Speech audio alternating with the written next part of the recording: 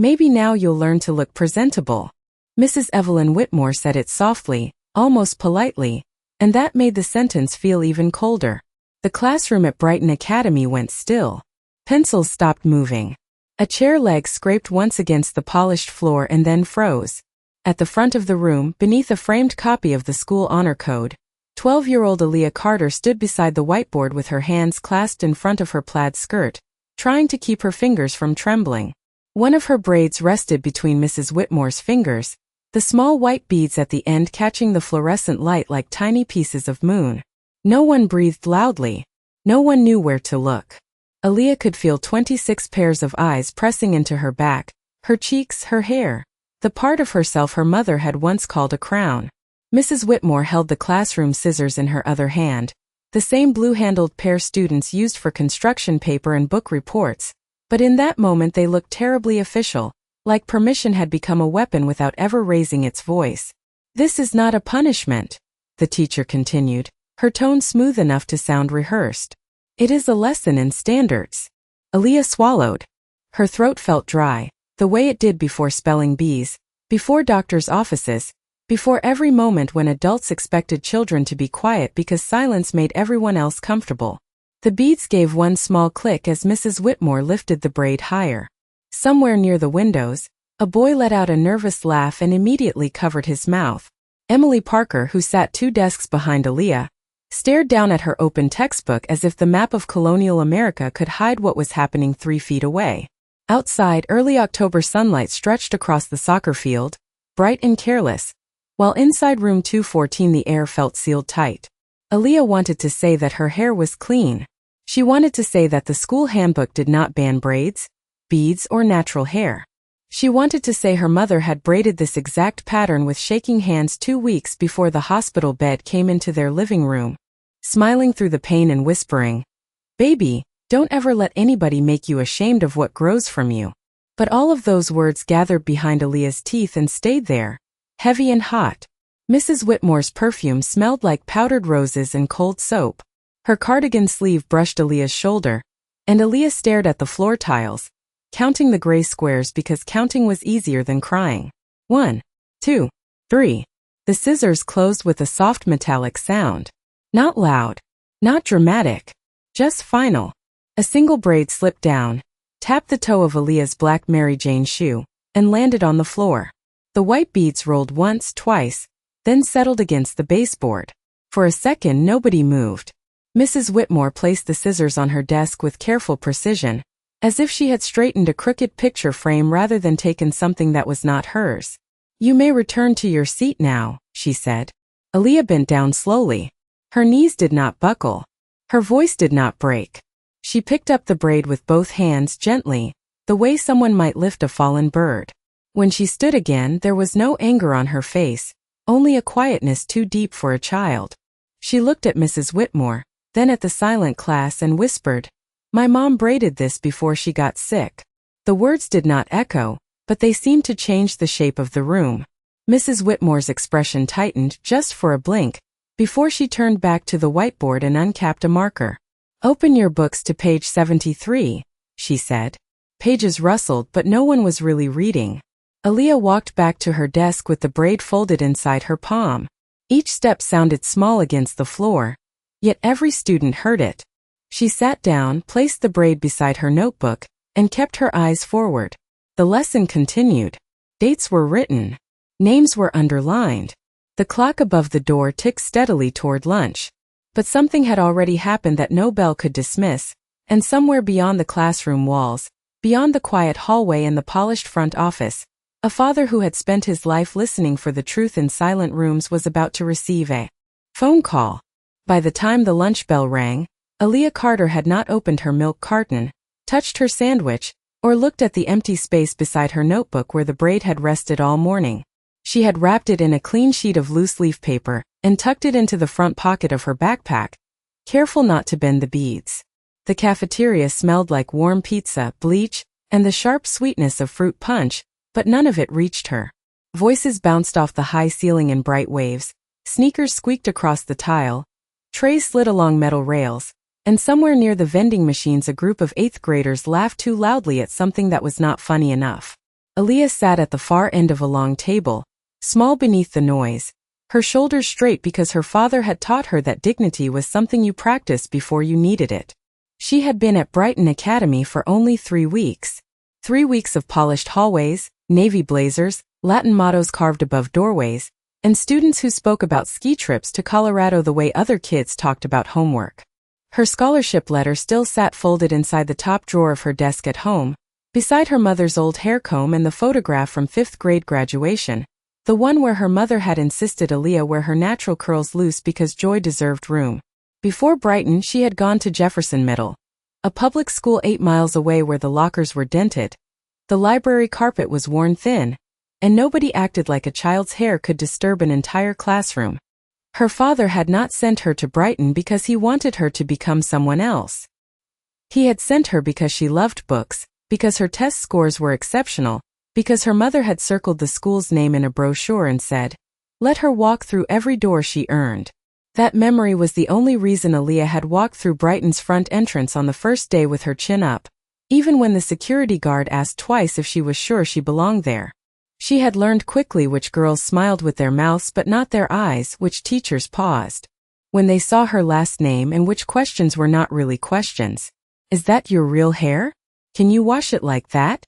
Did it take forever? Does your dad do it for you now?" Aaliyah usually answered with patience because patience was easier than explaining exhaustion.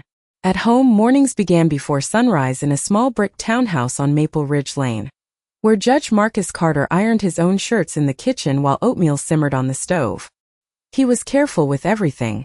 His words, his footsteps, the way he folded laundry, the way he said grace over simple meals. In court, people knew him for his calm voice and sharp questions, but at home he was the father who watched online tutorials late at night to learn how to oil his daughter's scalp without pulling too hard. He was not perfect at braiding. His parts came out uneven, and sometimes the beads slipped from his fingers, clicking across the bathroom floor like tiny dice. Aaliyah never laughed at him. She would sit on the little stool between the sink and the tub, holding the jar of coconut cream, while he worked slowly behind her and apologized every few minutes. "I am learning," he would say. "I know," she would answer. But the braid Mrs. Whitmore had cut was not one of his. It was one of the last her mother had made, carefully preserved and refreshed, woven with the kind of tenderness no one could measure from the outside. That was why Aaliyah could endure the stares, the whispers, even the way Mrs. Whitmore had turned back to the board as if nothing sacred had fallen to the floor. What she could not understand was how an adult could look at a child and see a lesson before seeing a person. Across the cafeteria, Emily Parker stood with her tray in both hands, watching Aaliyah from near the trash cans. She looked like she wanted to come over, then looked away when 2 girls from her table called her name. Aaliyah saw it and lowered her eyes, not angry, only tired. She reached into her backpack and touched the folded paper once, just to make sure it was still there. Then the cafeteria doors opened, and the assistant principal stepped inside, scanning the room until her eyes found Aaliyah. The woman's face carried the stiff softness adults used when they had already decided what a child should feel. "Aaliyah," she called gently, but the whole table heard it. "Please bring your things. Principal Hawthorne would like to see you in the office." Aaliyah stood, zipped her backpack, and followed her through the noise. Behind her, conversations thinned into whispers. The hallway outside was cooler, quieter, lined with trophy cases full of silver cups that reflected her small figure as she passed. She did not know yet whether she was being protected or prepared to apologize. She only knew that the braid was in her bag, her father was still at the courthouse downtown, and the longest part of the day had just begun. Principal Hawthorne's office sat behind 2 glass doors etched with the Brighton Academy crest, a lion holding a torch, and beneath it the words "Character Before Achievement" in gold lettering. Aaliyah read the motto as she stepped inside, then looked down at her shoes because the sentence felt too heavy to stare at for long. The room smelled like lemon polish and expensive coffee. Framed diplomas covered one wall. A row of photographs showed smiling donors, school board members, and parents in navy suits shaking hands at fundraisers. Behind the desk, Mrs. Whitmore stood with her arms folded, her pearl earrings catching the light each time she tilted her head. She did not look embarrassed. She looked inconvenienced. Principal Daniel Hawthorne sat in a high-back chair, fingers pressed together as if he were already hearing both sides in his mind and preferred the one that made the school look cleaner. Beside the window stood Mrs. Lauren Keene, the assistant principal, holding a yellow notepad against her chest. No one offered Aaliyah water. No one asked if she was all right. "Have a seat, Aaliyah," Principal Hawthorne said, using the gentle voice adults used when gentleness was supposed to replace fairness. Aaliyah sat in the leather chair across from him, her backpack resting against her knees. She could feel the folded paper inside it, the braid wrapped like evidence, like memory, like something too small to matter to people who had already decided it did not. Mrs. Whitmore cleared her throat. "I want to begin by saying this situation has been exaggerated. I run a structured classroom. I always have. Parents send their children here because Brighton maintains standards." The word standards landed in the room with a quiet click. Aaliyah had heard it before in hallways, in comments, in the way some adults looked at her braids before looking at her face. Principal Hawthorne nodded slowly. "Mrs. Whitmore has been with this institution for 19 years. She has prepared students for Phillips, Exeter, Georgetown, Duke, and every Ivy League school in the country. Her record is exceptional." He said it as if a resume could soften what had happened in room 214. Mrs. Whitmore stepped closer to the desk. "Aaliyah is bright. No one is denying that. But she has struggled to understand the culture here. Brighton is not just about academics. It is about presentation, discipline, respect for the learning environment." Aaliyah lifted her eyes. "My hair was not stopping anyone from learning." The room went still, but not like the classroom. This silence was smaller, sharper. Mrs. Keene's pen paused above the notepad. Principal Hawthorne blinked once. Mrs. Whitmore's mouth tightened into the shape of a smile without warmth. "That tone," she said softly, "is exactly what I mean." Aaliyah felt her face grow warm, but she kept her hands folded. She remembered her father at the kitchen table, reading case files with a mug of black coffee beside him. Never confuse calm with surrender. He had told her once after she came home crying because a classmate said she only got good grades because teachers felt sorry for her. Calm is how you keep your truth from shaking. So Aaliyah breathed in through her nose and said nothing more. Principal Hawthorne leaned forward. "Let us be practical. We do not want this to become an ordeal." Mrs. Whitmore believed she was addressing a dress code concern. Perhaps the method was not ideal, but we can all agree emotions were high. Aaliyah looked at him, then really looked. His tie was perfectly centered. His cufflinks shone. Behind him, the school's mission statement sat framed in black. "Wood, promising dignity, leadership, and moral courage." "My emotions were not high," she said quietly. "I was standing still." Mrs. Keene looked down. Mrs. Whitmore exhaled through her nose. "Children often remember things through feelings," she said. "Adults have to consider context." Context. The word made Aaliyah think of the scissors on the desk, the beads rolling across the floor, Emily staring at her textbook with wet eyes, the boy's nervous laugh, the way Mrs. Whitmore had returned to the lesson as if nothing human had been touched. Principal Hawthorne opened a folder. Inside was a printed form with lines waiting for signatures.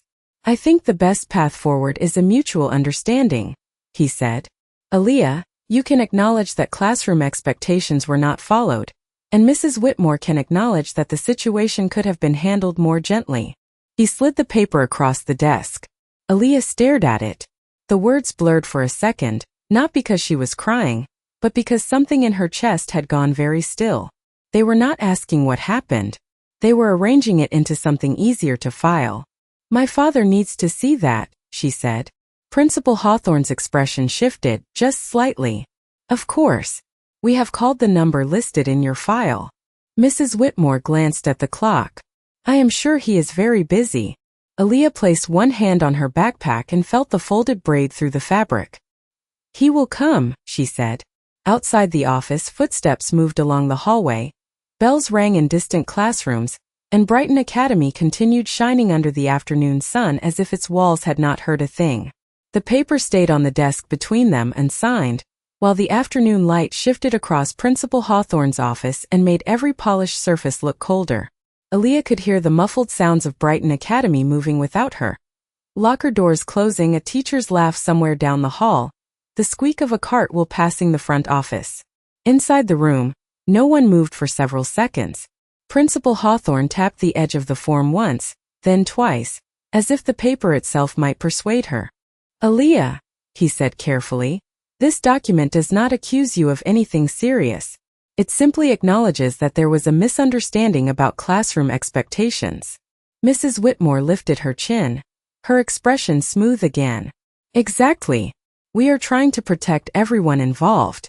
Aaliyah looked at the word everyone printed near the top of the page. It seemed too wide for what they meant. Everyone did not include the girl who had stood beside the whiteboard while her classmates watched. Everyone did not include the mother whose careful braid was folded inside a backpack like a secret nobody wanted to name. "I cannot sign it," Aaliyah said. Her voice was small but it did not bend. Mrs. Whitmore's eyes sharpened. "You are 12 years old. No one is asking you to understand every adult consequence. Then you should not ask me to sign an adult lie." The sentence left her mouth before fear could stop it. Mrs. Keene inhaled softly. Principal Hawthorne's hand froze over the folder. Mrs. Whitmore stared as if the child in front of her had stepped across a line only she could see. "That is enough," she said, each word clipped and clean. "This is the disrespect I have been addressing since she arrived. The constant questioning. The refusal to assimilate. The attitude hidden behind politeness." Aaliyah felt the room tilt around that word. Assimilate. It was not in the handbook. It was not in the honor code. It was not carved in gold beneath the school crest. But suddenly it felt like the rule that had been there all along, invisible and waiting. Principal Hawthorne adjusted his glasses. "Mrs. Whitmore, let us keep our language focused." But he did not correct her. He did not ask what she meant. He only tried to make the word disappear after it had already landed. Aaliyah reached for her backpack. Her fingers found the folded sheet of paper, and for a moment she hesitated. She did not want them to see it. Not because she was ashamed, but because it felt too personal for their hands, too full of her mother's last gentle patience. Then she thought of the classroom, the beads rolling alone across the floor, and she knew silence would not protect what had already been taken. She pulled the folded paper out and placed it on the desk. The white page looked ordinary against the dark wood. "This is what she cut," Aaliyah said. No one touched it. Principal Hawthorne stared at the paper as if it had become heavier than any document in the folder. Mrs. Keene lowered her notepad. Mrs. Whitmore's face tightened, but she did not look away. "A piece of hair does not change the facts," she said. Aaliyah unfolded the paper slowly. The braid lay inside, dark and careful, with 4 small white beads at the end. The office seemed to lose sound. Even the air conditioner hummed more quietly. "My mother made this part," Aaliyah said. "My father has been trying to learn, but he cannot make it like she did yet." Her words were steady, but her eyes shone in the office light. "You did not fix a problem. You cut something that belonged to me." Mrs. Keene pressed her lips together and looked toward the window. Principal Hawthorne leaned back, the practiced softness in his face beginning to crack under the plainness of what sat before him. Mrs. Whitmore folded her arms again. "I could not have known the personal history of every hairstyle in my classroom." "You did not ask," Aaliyah replied. The quiet after that was different. It was not empty. It was listening. For the first time since she entered the office, Aaliyah felt taller than the chair, taller than the desk, taller than the form waiting for her name. She did not yell. She did not accuse. She simply sat there with the braid on the desk and let the truth take up space. Then the phone on Principal Hawthorne's desk rang. The sound cut through the room, sharp and sudden. He answered with a careful smile that vanished almost immediately. "Yes, this is Daniel Hawthorne," he said. A pause followed. His eyes moved to Aaliyah, then to the braid, then back to the wall of diplomas. "Of course, sir. Yes. We will be here." He placed the receiver down slowly, as if it had become fragile in his hand. Mrs. Whitmore frowned. Was that her father? Principal Hawthorne swallowed once. Outside the glass doors, the front office secretary stood straighter behind her desk. "Yes," he said quietly. "Judge Carter is on his way." The words changed the temperature of the office. Mrs. Whitmore's folded arms loosened by half an inch. Mrs. Keene looked down at her notepad as if she had suddenly remembered every sentence she had chosen not to write. Principal Hawthorne sat behind his desk, very still, with one hand resting beside the unsigned form and the other near the phone, as though another call might save him from the silence his last sentence had created. Aaliyah did not move. She kept her eyes on the braid lying open on the desk, the white beads facing the window, catching the pale afternoon light. Judge Carter is on his way. The title had landed before the father. It moved through the room quietly, rearranging faces, straightening backs, tightening throats. Mrs. Whitmore recovered first. "A judge?" she asked, almost lightly, as if the word were a misunderstanding. "You mean he works at the courthouse?" Principal Hawthorne did not answer immediately. He glanced through the glass doors toward the front office, where the secretary was now whispering into a second phone with her hand cupped around the receiver. "Federal courthouse," he said at last. "Downtown." Aaliyah heard the difference in his voice and hated it. Not because she was ashamed of her father, but because they had not needed him to be powerful in order for her to be a child. Her pain should have been enough. The braid should have been enough. Mrs. Whitmore's face became careful in a new way.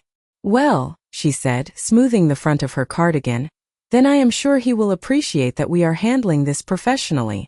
Aaliyah looked at her. The teacher had used the same voice in the classroom, the voice that wrapped control in soft fabric. "Professionally," Aaliyah repeated, not as a challenge, but as if she were testing the weight of the word. Principal Hawthorne cleared his throat. "Until he arrives, I think it would be best if we avoid further statements." But it was too late for that. The room was already full of statements. The unsigned form said one thing. The braid said another. Mrs. Whitmore's use of assimilate still hovered near the ceiling like dust no one wanted to breathe. Minutes passed. The clock above the file cabinet ticked with a calm that felt almost cruel. Through the window, Aaliyah could see the flag near the front lawn shifting gently in the wind. Beyond it, parents in expensive cars pulled through the circular driveway for early pickup, their tires whispering over clean pavement. Everything outside looked normal, polished, respectable. Inside, Aaliyah felt the place becoming smaller, as if the walls were moving closer to hear the truth. Mrs. Keene finally spoke, her voice quiet. "Aaliyah, would you like some water?" The question came late, but it came. Aaliyah nodded once. Mrs. Keene left the office quickly, and when the glass door opened, the front office sounds rushed in. Keyboards tapping, phones ringing, someone lowering their voice when they saw Aaliyah sitting in the chair with the braid on the desk. Mrs. Whitmore remained standing. She looked not at Aaliyah now, but at Principal Hawthorne. "Daniel, you know my record. You know the families who trust me. One unfortunate moment cannot define 19 years. Principal Hawthorne rubbed his thumb along the edge of the folder. "No one is defining anything yet." "Then do not let this become something it is not," she said. "Children bring personal feelings into structured environments. I made a classroom management decision." Aaliyah's hand tightened around the strap of her backpack. She thought of room 214, the whiteboard, the honor code, the scissors placed neatly back on the desk. A classroom management decision. That was what adults called harm when they wanted it to sound useful. Mrs. Keene returned with a paper cup of water and placed it beside Aaliyah. Her eyes flickered to the braid and then away. "Thank you," Aaliyah whispered. She lifted the cup with both hands. The water tasted faintly of cardboard and cold metal, but it steadied her. Then from beyond the glass doors came the sound of the front entrance opening. Not loud, not dramatic, just the soft pull of heavy doors and the low murmur of the secretary greeting someone with sudden formality. Aaliyah knew her father's footsteps before she saw him. Steady, measured, neither rushed nor slow. Judge Marcus Carter entered the front office in a dark suit, his tie still clipped from court, his overcoat folded over one arm. He was tall, broad-shouldered, and calm in a way that did not ask permission to be noticed. His eyes found Aaliyah through the glass first. Not the principal, not the teacher, not the braid. His daughter. For 1 second, the courthouse, the title, the room, and every adult inside it disappeared from his face. Only fatherhood remained. Aaliyah stood. She tried to be brave, but her mouth trembled. Judge Carter opened the office door and stepped inside. The air seemed to make room for him. He crossed directly to Aaliyah, lowered himself to one knee in front of her, and took her hands gently. "I am here," he said. She nodded, but no sound came out. He looked at her hair, then at the folded braid on the desk. Something moved behind his eyes, deep and controlled, like thunder far beyond the hills. When he stood, his voice was still quiet. That made it stronger. He turned to Principal Hawthorne and Mrs. Whitmore and asked, "Who authorized an adult to alter my child's hair without my consent?" No one answered. The clock kept ticking. The braid lay between them. And for the first time that day, the silence did not belong to Aaliyah. Judge Carter did not repeat the question. He let it remain in the room long enough for everyone to understand that silence was not an answer, only a delay. Principal Hawthorne shifted behind his desk and reached for the unsigned form as if paper could give him balance.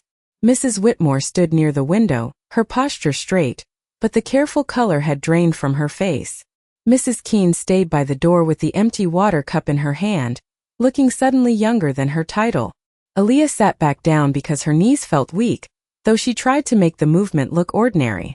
Her father placed one hand lightly on the back of her chair, not gripping it, not claiming space with force, just reminding her that she was no longer alone. The braid still lay open on the desk.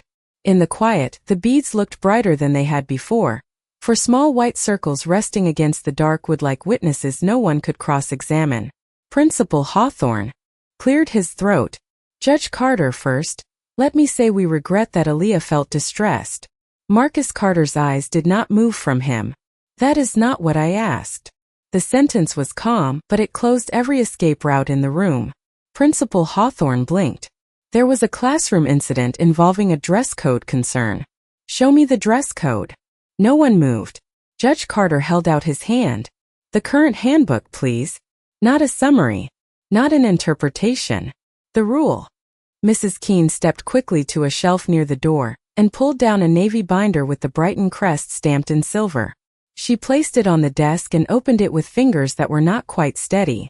Pages whispered under the office lights. The sound was soft, but to Aaliyah it felt louder than the cafeteria, louder than the bell, louder than the scissors had been.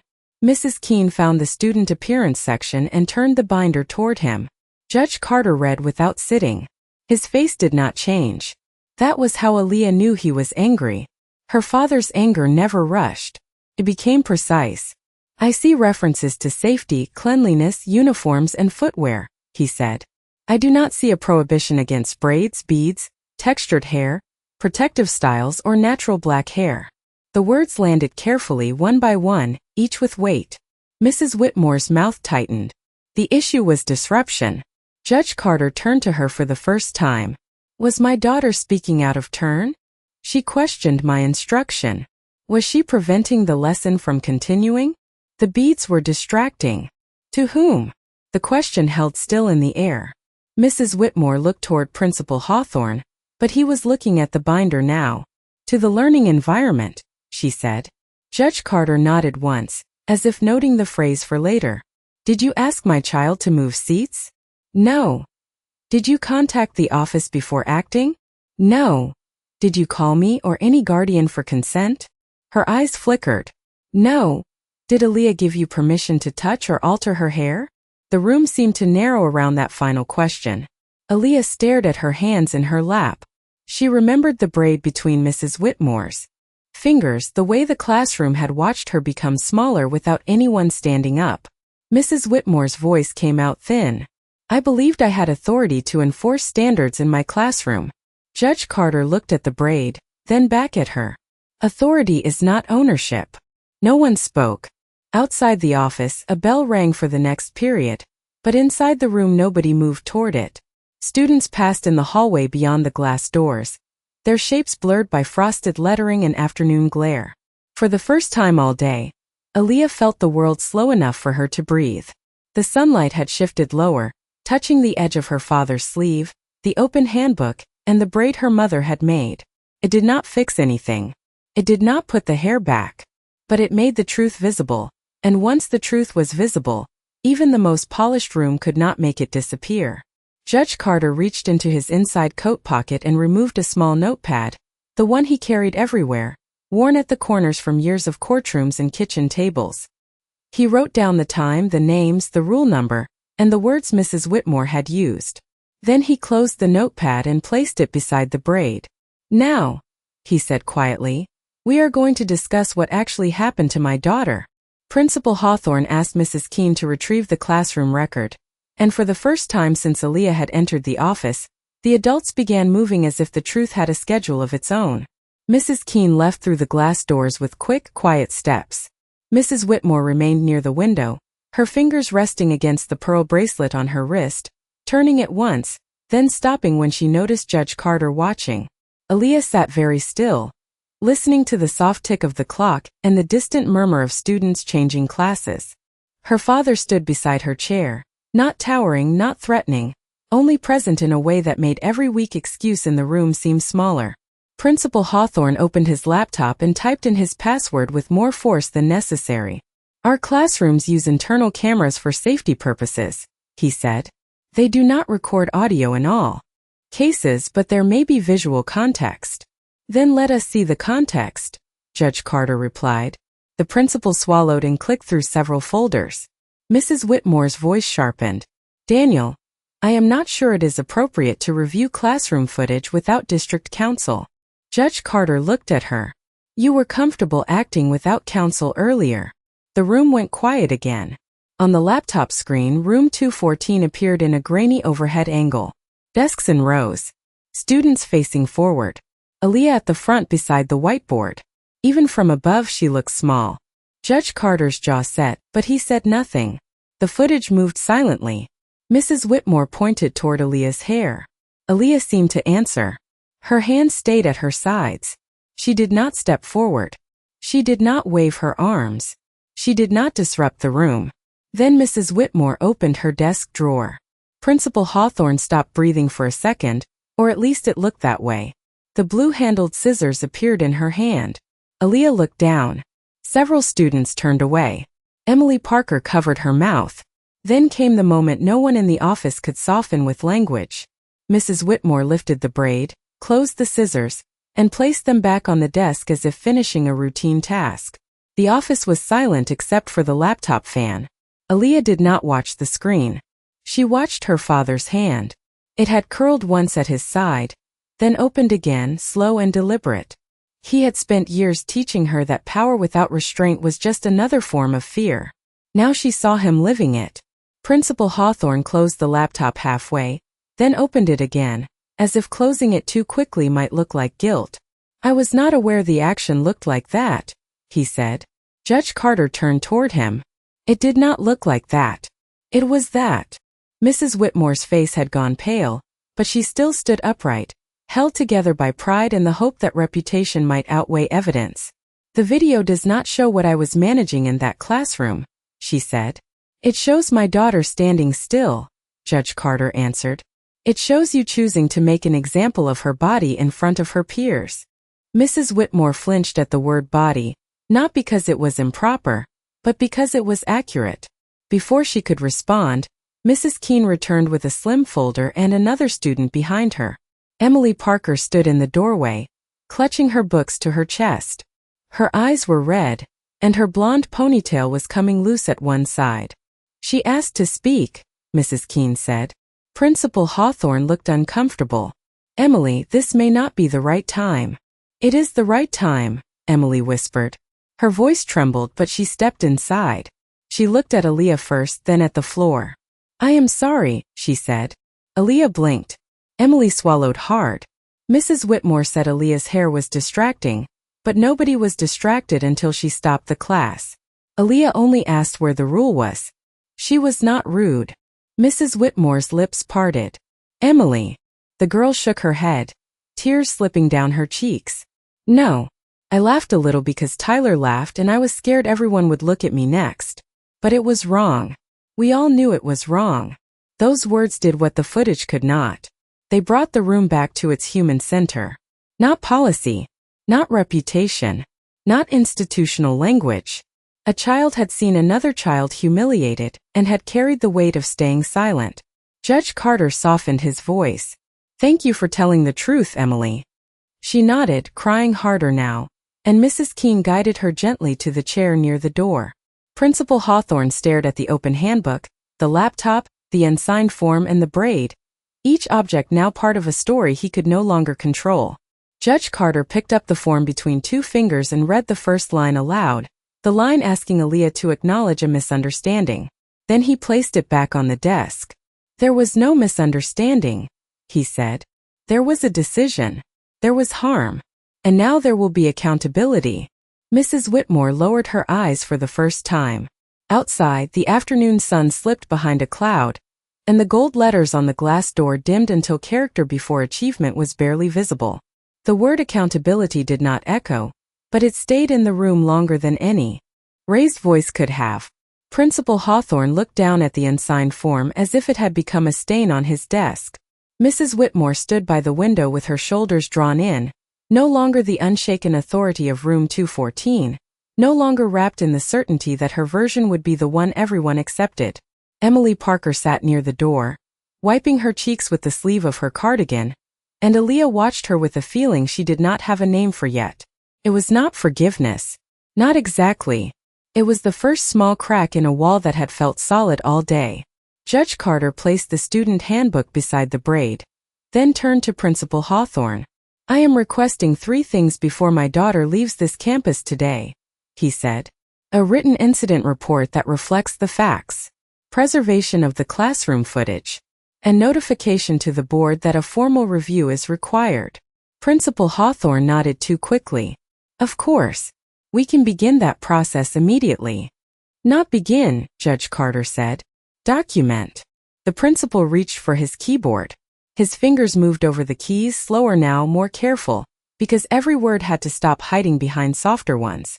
Mrs. Whitmore's voice came quietly from the window. I did not intend to hurt her. Aaliyah looked at the braid. Judge Carter did not answer right away. He turned to his daughter, not to speak for her, but to see if she wanted the room to hear her. Aaliyah felt everyone waiting. The old instinct rose in her, the one that told her to make adults comfortable, to soften pain so it would not embarrass them. But her mother's voice lived somewhere beneath that instinct, warm and steady. Do not let anyone make you ashamed. Aaliyah lifted her eyes. You intended to teach me a lesson, she said. You just did not think I was allowed to feel it. Mrs. Whitmore's lips parted, but no defense came out. The sentence had found the place where excuses ended. Mrs. Keene set Emily's folder on the desk and spoke, carefully but clearly. There have been other comments, she said. Principal Hawthorne looked up. Lauren. She held his gaze for one trembling second, then continued. Not incidents like this, but comments. About hair. About how certain students present themselves. I should have recorded them. I did not. The room shifted again. The truth was no longer a single moment with scissors. It had roots. Quiet ones. Familiar ones. The kind institutions often stepped around because pulling them up made the floor uneven. Judge Carter listened without interruption. That was what made people keep talking. Mrs. Keene opened the folder and placed 3 written notes on the desk, each from a different student, each mentioning remarks Mrs. Whitmore had made over the past year. A black boy told his twists looked unprofessional for assembly. A Latina girl told her name was too difficult and should be shortened. A biracial student told her curls looked wild in the yearbook line. None of the notes used dramatic words. That somehow made them hurt more. Mrs. Whitmore sank slowly into the chair beside the window. Her face looked older now, not because she had been accused, but because she was seeing the pattern she had called preference, then standards, then discipline. I thought I was preparing them, she whispered. Judge Carter's voice softened, but only slightly. For what? A world that mistakes whiteness for professionalism. No one answered. Outside, rain began tapping lightly against the window, though the sun had been shining minutes before. Small drops slid down the glass behind Mrs. Whitmore, bending the view of the green lawn and the spotless driveway into wavering lines. Aaliyah watched them fall. Something in the sound eased the tightness in her chest. Principal Hawthorne finished typing, printed the incident report, and placed it on the desk. This time the words were different. Unauthorized alteration of student hair. No dress code violation identified. Classroom footage confirms student remained calm. Witness statement supports student account. Judge Carter read every line. Then he handed it to Aaliyah. You have the right to read it too, he said. She took the paper with both hands. The sentences looked official, But beneath them she could feel something more important than procedure. She could feel herself being believed. Mrs. Whitmore stood slowly. Her eyes were wet now, though her voice remained low. "Aaliyah," she said, "I am sorry." The room held its breath. Aaliyah did not rush to rescue her from the discomfort. She did not say it was okay because it was not. She only nodded once, small and solemn. "I hear you," she said. That was all. Judge Carter folded the braid back into the loose leaf paper with the care of someone handling a family photograph. Then he placed it into Aaliyah's backpack himself.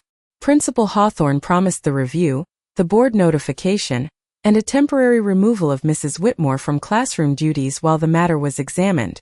But none of those promises sounded as loud as the moment Aaliyah zipped her backpack closed and stood beside her father. She looked smaller than all the adults in the office, yet somehow no one seemed above her anymore. The rain had stopped by the time Aaliyah and her father stepped out of Brighton Academy, leaving the front steps darkened and glossy beneath the late afternoon sky.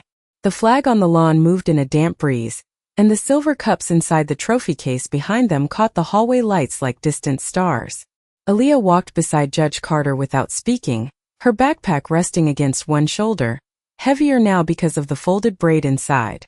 The front office secretary watched them pass with a quietness that felt different from the silence of the morning. This silence did not erase her. It made room. In the parking lot, her father unlocked the car but did not open the door right away. He stood with her beneath the awning while water dripped from the edge in slow, even beats. "Are you ready to go home?" he asked. Aaliyah looked back at the school. Through the glass she could see students moving between activities, teachers gathering papers, Emily Parker standing near the office door with her books held close to her chest. Emily lifted one hand, uncertain.